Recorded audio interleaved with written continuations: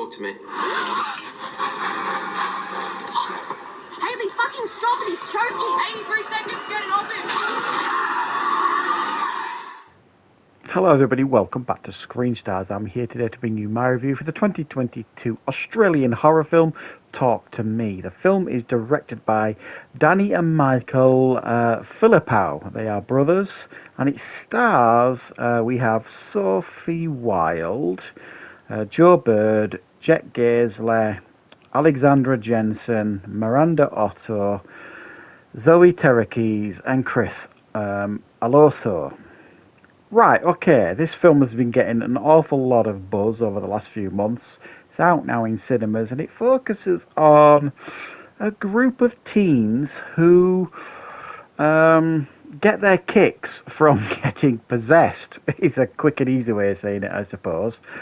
There is this supposedly decapitated hand inside this pot, and if you hold it and say, "Talk to me," you will be immediately connected to the spirit world. And then if you go one step further and say, "I give you permission," or something along them lines, you are then possessed by that spirit. And teenagers get their kicks out of this. They only do it for about, I think, 90 seconds tops, and then they kind of disconnect. Any longer than that, and it becomes dangerous. How they know that, I don't know, but they do.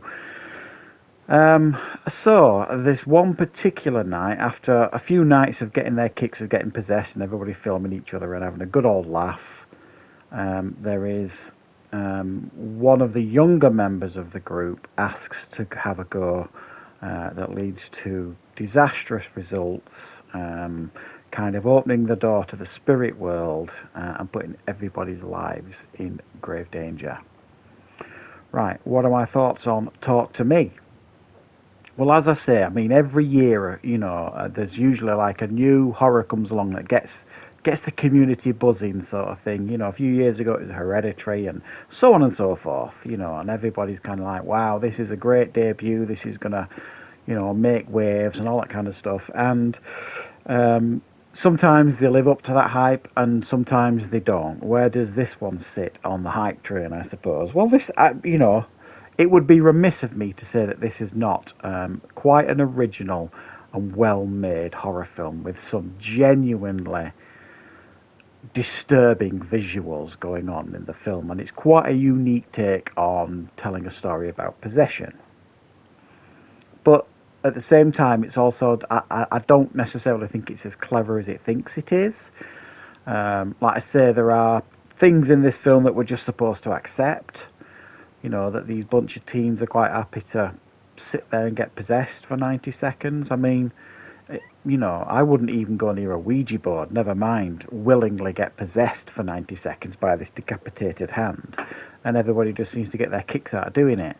And then they let, you know, a young person, a really young person having a go at it who's about 11 or 12 years old. I mean, talk about stupidity. And that I really struggled to get over that hurdle for the most part of this film, how stupid these kids were. Now, I was a teenager once. We've all been teenagers. We all make stupid decisions. We still do. I still do. But that's not one of them that I would make. You know, A, having a go at that, and B, having somebody of like the age of 10, 11, 12 have a go at it. You're asking for trouble, and of course, this is a horror film, and you get trouble. So it's after the initial like originality of the film, of these kids, you know, doing this and filming each other and having a great old laugh, sort of thing, and seeing some pretty disturbing imagery and stuff, which is really the massive strong point of the film.